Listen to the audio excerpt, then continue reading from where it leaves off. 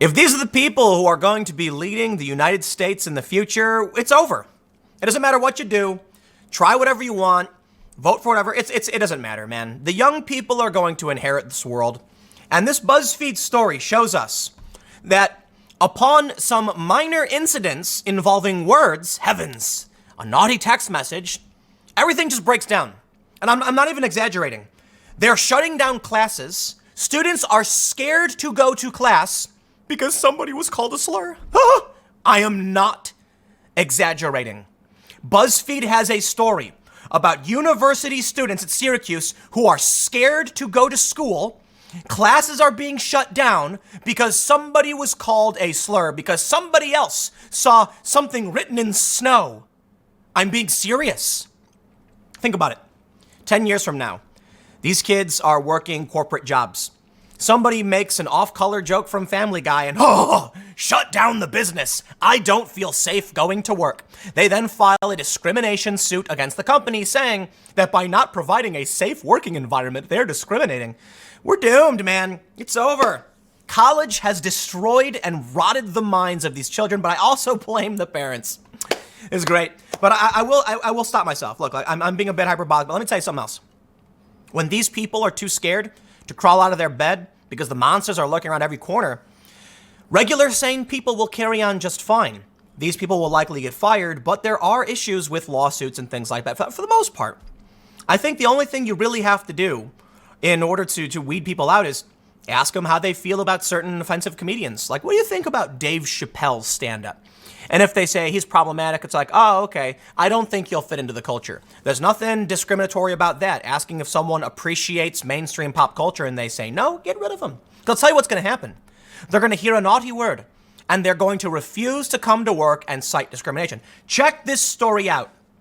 Text messages show how Syracuse University students are too scared to go to classes after a series of racist incidents. When I saw the headline, I'm thinking like a group of, like skinheads are walking around punching people in the face. And if you come to school, you'll regret it. Sending threats over text like, I know where you live. And I'm like, whoa, but I know better than that. So I decided to read the story, and then it turns out a series of unrelated incidents has resulted in people texting each other, classes being canceled. Excuse me. Should I worry about going to classes and continue my education, or stay at home and not worry about getting shot? What?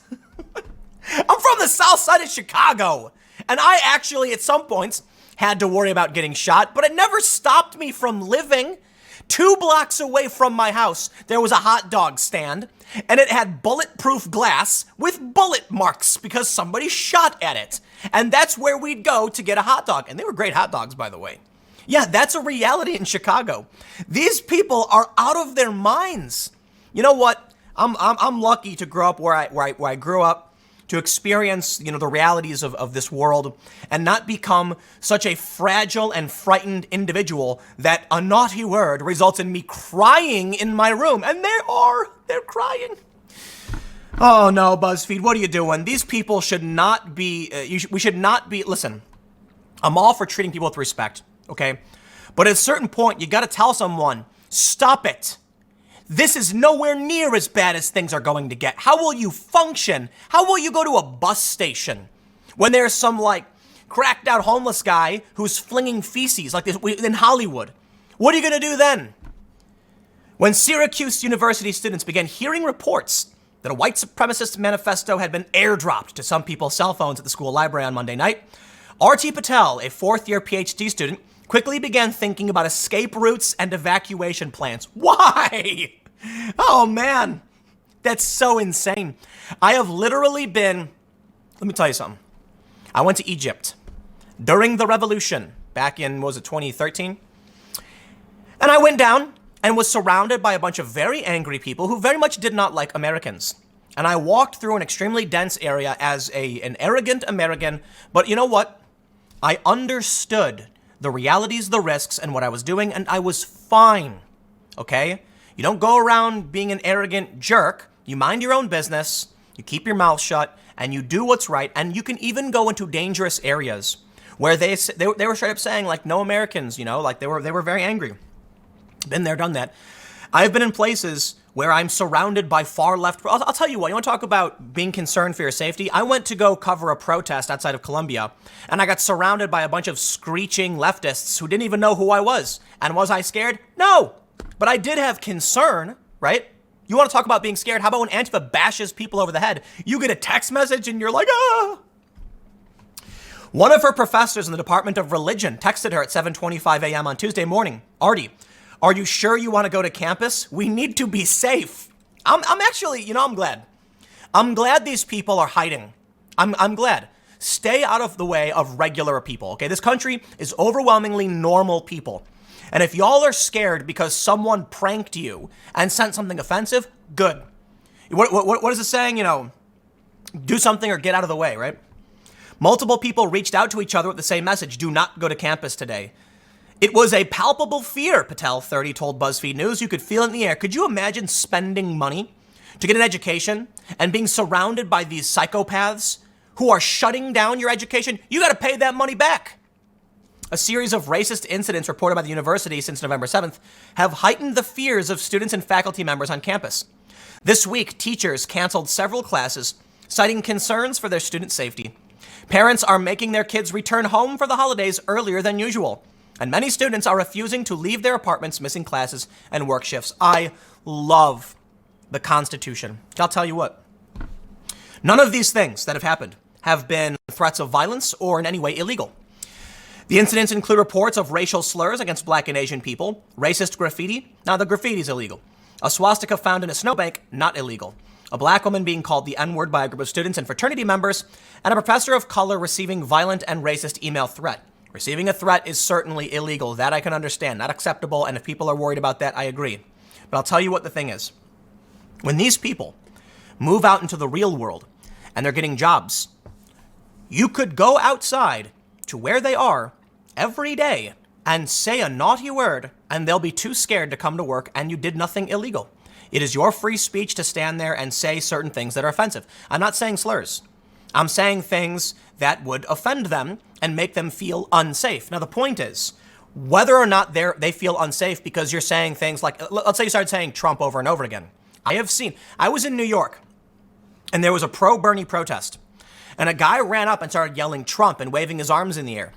And one of the protesters went to the police and demanded he be arrested. And it was a lady cop, and she goes, for what? And she was like, he won't stop yelling Trump at us. And the cop was like, so what? And the protester woman, this far leftist, was like, he's not allowed to do that. You need to arrest him. And the lady cop goes, you know how you're standing there screaming really, really loud, and he's doing the exact same thing? You're both allowed to do that. I'm not arresting anybody. And this woman freaked out. She was like, this is unacceptable. I'm going to call the police. I'm going to call it. And the lady cop's like, go do whatever you want. They're spoiled brats. And they're going to freak out, and they will show up for their, digital left. Well, those jobs won't exist in 10 years, but you know what I mean? They'll be in New York looking for work, and they'll be covered up, scared, shivering because people around them are saying things that are naughty. Because in the real world, like in Manhattan, you're going to hear some dude yell something that he's legally allowed to yell, but you'll feel unsafe.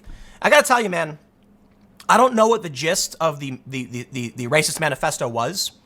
Assuming it didn't have any threats in it, somebody drawing something in a snowbank, even if it's as offensive as a swastika, is not illegal. What are you going to do? It's snow, Here we go. Authorities, including the FBI and campus and local police, are investigating some of the incidents, including the anti-Semitic email sent to a faculty member and reports of the anti-Muslim. So it wasn't a white supremacist manifesto; it was an anti-Muslim manifesto. You got to clarify because they are different. They can overlap, okay? But I think it's important to make sure we know the differences. Andrew Cuomo said the State Police Hate Crimes Task Force and State Division of Human Rights are also assisting the investigations. Now, look, I'll stress, sending a threat to somebody doesn't matter if it's racist or not. You can't threaten people. So, of course, they're going to investigate that, and they should, and I hope they bring these people to justice. As for the offensive words, man, the university's Department of Public Safety said it has doubled patrols on campus, stationed patrol vehicles around campus, and increased walking patrols to residence halls and campus buildings. It has also advised students to call for a safety escort. Call for a safety escort. This is amazing.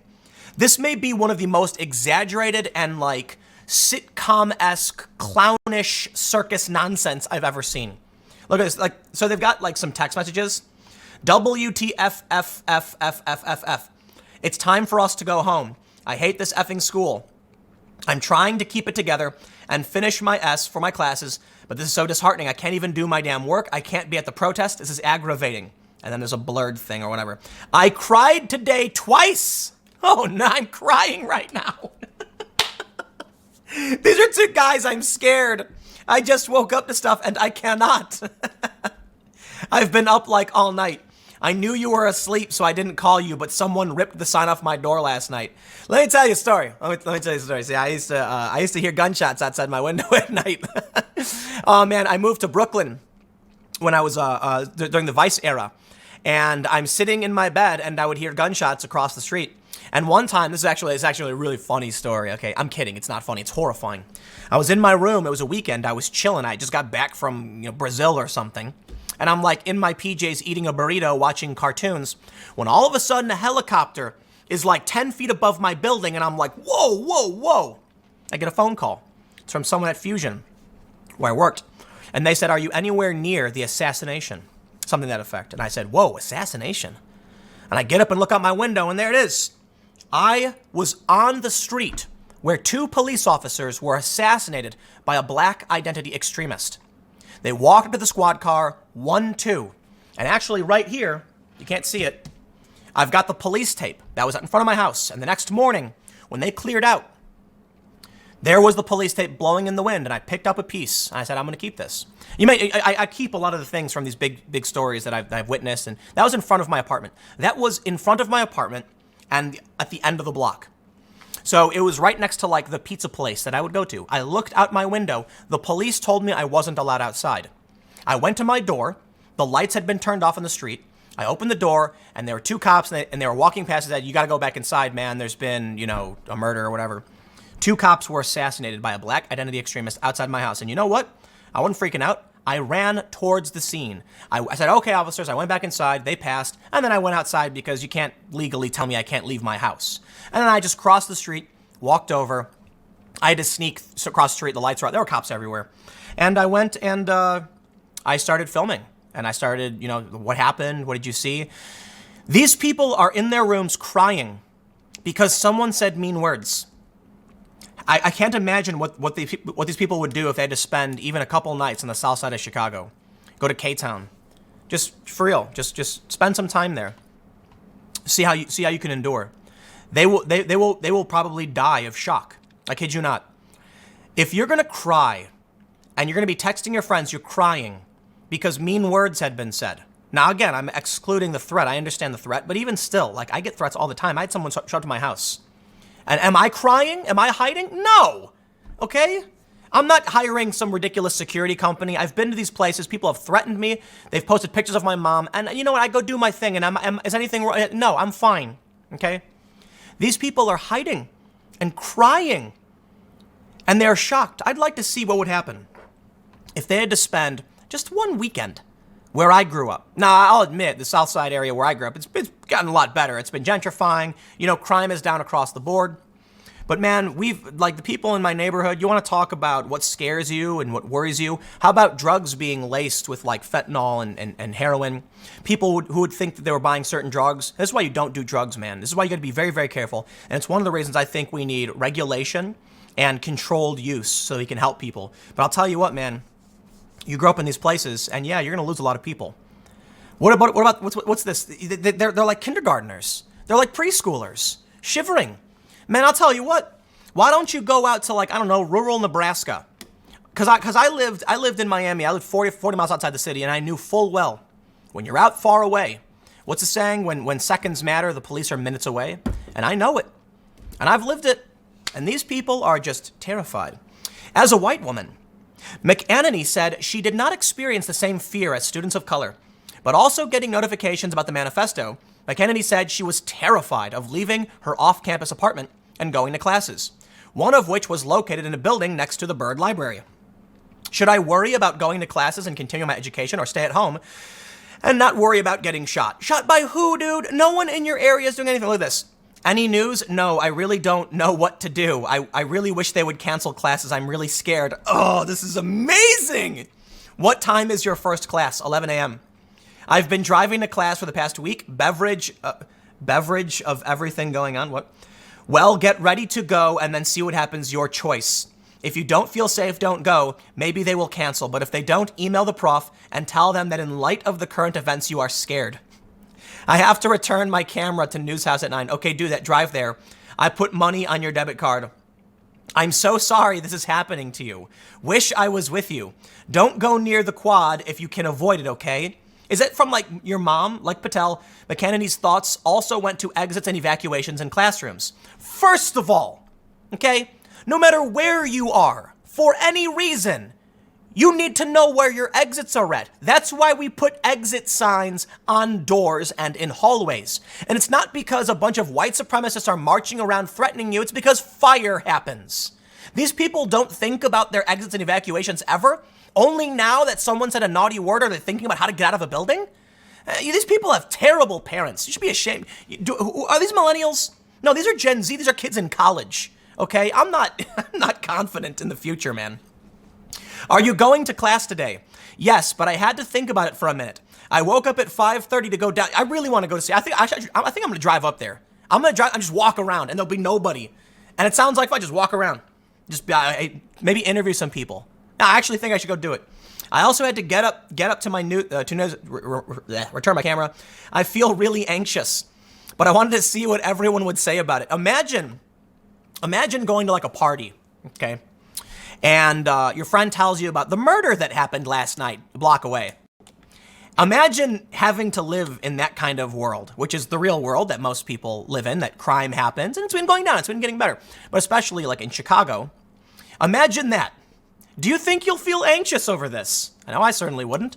I've actually been in some very, very, very scary situations. I had Brazilian police take me to a secret, undisclosed location. It was like we were doing a story. We were at this police department in Brazil, and some plainclothes guys took our phones away and brought us to this back room with no windows, and you had to like duck under a ledge to get to the door. And I'm like, well, this is it. We are going to get the crap beaten out of us, and they're going to interrogate us and not believe that we're journalists. And fortunately, after keeping us locked in this, I would say keeping us locked in the room, like we weren't allowed to leave, they eventually came back and apologized and returned everything to us. So a security assessment, fine, but come on.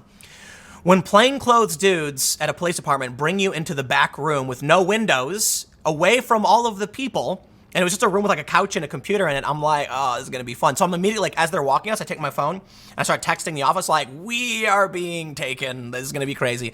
And then they took our phones and shut them off, and yeah. But I'm tech savvy, so I was able to, I have more than one phone. I guess I didn't plan for it. I'm literally checking to make sure I know where every exit is right now. You should do that all of the time. Always. That is normal human behavior.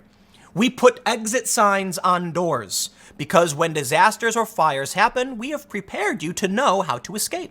It's not about the end of the world. Honestly, it's not a bad idea. I've never felt less safe on campus. This is amazing. I am amazed by this.